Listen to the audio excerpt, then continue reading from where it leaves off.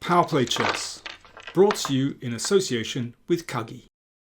Round 3 of the Tata Steel tournament, and I've picked the game between Wei Yi, last year's winner of the tournament, against Vincent Keymer, Germany's great hope. He's still only 20 years old. Another one that's been around for so many years, but 20 years old. So here we go. E4 from Wei Yi. And this is such an interesting opening. It follows an idea that, well, I've been discussing on the channel for a long time now. So Gioco Piano. Now these positions can be very quiet, very tame, but sometimes they explode. A5 prevents B4, gives the bishop a place to drop back to. Castles, D6 and bishop G5. So yes, this is the idea that I'm very keen on because it's very provocative. So this pin is annoying for black. But to break this pin, at some moment, it's tempting to play G5. But of course, that is a really double-edged move because it'll weaken black's king. But it can also give black an attack as well if white isn't careful. So bishop A7. But these move orders are really tricky. Keymer was playing extremely quickly. And when it came to this position, he didn't hesitate at all. I mean, one can play moves like Queen E7 first, maybe Bishop E6, and delay making this move. But Keymer went for it straight away and really didn't hesitate. Played it very quickly. And then H5. So he's really going for it. Of course, if knight takes G5, then H4 wins the bishop. So H4. So Wei Yi was taking his time over these moves. Obviously not quite as familiar with the position. G4, still played instantly by Keymer. Knight G5. I mean, this looks really scary for black. So two pieces hitting F7, and the knight looks like it's well embedded on G5. And knight A3. Knight comes into play. Perhaps will come to B5 to hassle the bishop. Queen E7. Still a move made instantly by Keymer. Incredible. D4. Now things are hotting up. So if pawn takes pawn, then the knight will come to B5, and once that bishop is taken and black gives up the center, then that could be perilous for black. So King G7, again played really quickly by Keymer. And King G7 is a clever move because it actually threatens to win this knight. So, for example, if, let's say, knight C2, this knight wants to switch round to the king side, looking at the key outposts on D5 or F5. But then knight G8, this is the idea of moving the king up. So F6 will trap the knight. Nowhere to go. So that's why Wei Yi had a bit of a think here, thought for over 13 minutes and played F4. Wow, so things are really blowing up on the king side. But again, Keymer played almost instantly, so it was quite clear that he was in his preparation. He's a very sensible player. He wouldn't be making rash moves in a position as complicated as this. So clearly he's in his prep. He played pawn takes pawn en passant. What about knight G8? Same strategy. What if black tries to win the knight with F6? So he didn't do this, but let's just see. In fact, in this case, white can take here. And then just tuck the king in the corner away from the bishop. White's king is completely safe. Black's king is very exposed. So it's a very rough material balance. I mean, very often the minor pieces are better than a rook and a pawn. But in this case, because Black's king has no pawn cover, this should be good for White. Too many open lines. So that's why Keymer took on f3. And now pawn takes f3 again after a big think. If knight takes f3, then that knight finds a beautiful square on g4. So g takes f3 is very understandable. And now knight h7. Of course, Keymer wants to get rid of that knight and try to get through to White's king. But who is going to get through first? Such a complicated position. Well, what about, okay, a simple idea. I should say that Wei Yi played f4 here, which again kind of raises the stakes again. But what about a simple move? What about just exchanging? So the problem is, after the exchange, then the rook gets the g file. Okay, so what about king here? Okay, rook g8, knight b5, hits the bishop. Okay, the bishop is preserved. Now rook g1. Okay, this looks like a sort of logical sequence. Both kings have moved to the h file. Both rooks have come to the g file. White could be doing okay here. But there's a fantastic idea.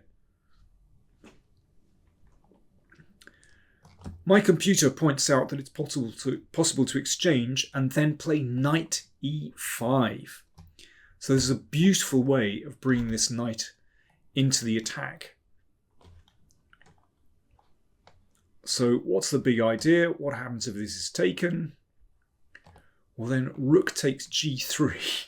It's incredible.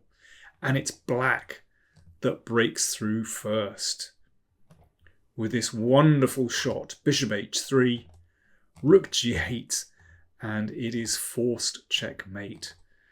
I mean, that's an incredible line. Of course, White doesn't need to take, but the point is that this knight will flip round to g6, or I mean, there could even be another sacrifice straight away.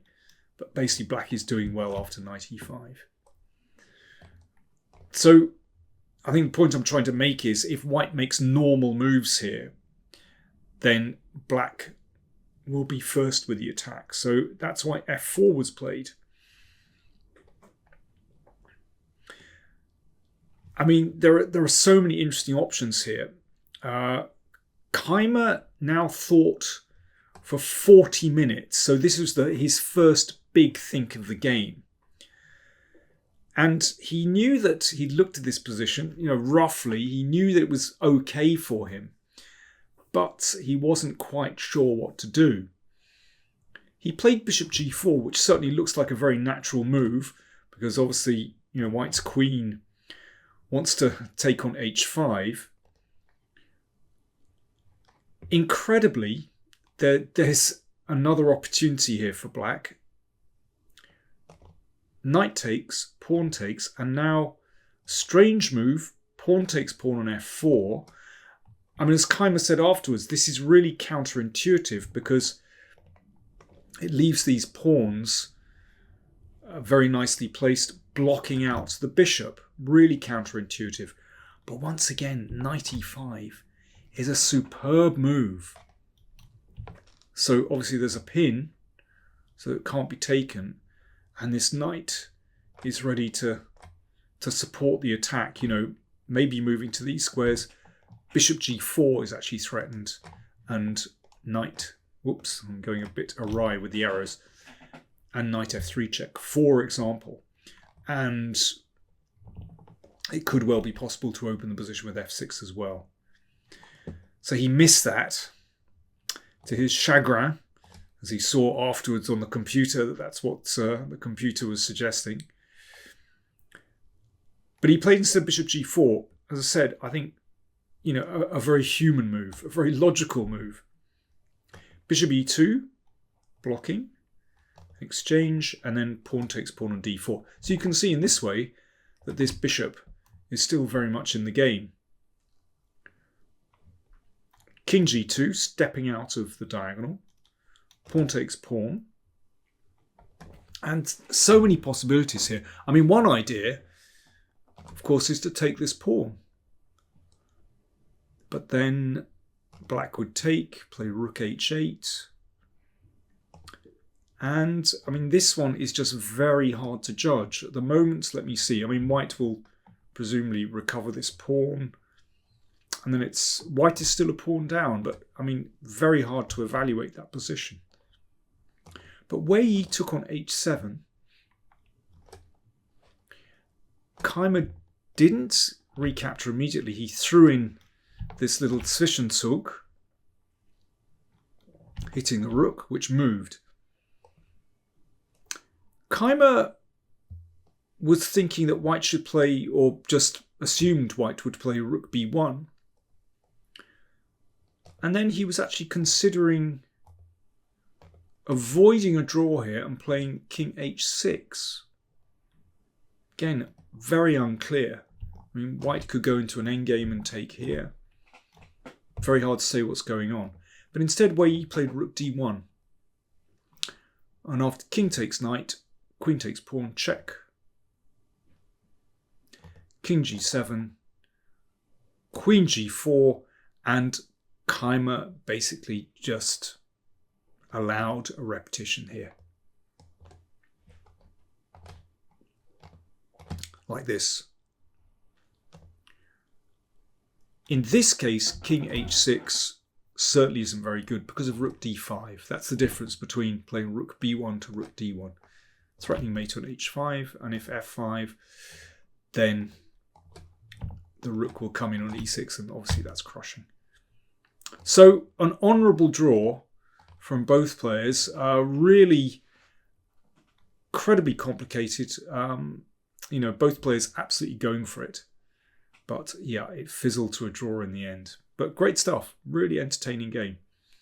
Let me see. I just want to show you very quickly. There were two decisive games in the round. Abdusatorov was a winner again. He beat Max Varmadam, and the game, well, here Varmadam blundered. If he puts a rook in the middle, he's still okay, but instead he played knight d5, and he overlooked this move. Knight h3 check. If that's taken, then queen g5 picks up the piece again, and black has won a pawn. And, well, the game still went on a very long time. But basically, black was sound pawn up. So Abdusatorov won. And Pragyanananda won against his compatriot Arjun Erigaisi. Now, this was a slow burn in a Catalan. Prag played a very, very tidy game. Really just increasing the pressure little by little. And he was playing on these two weak pawns.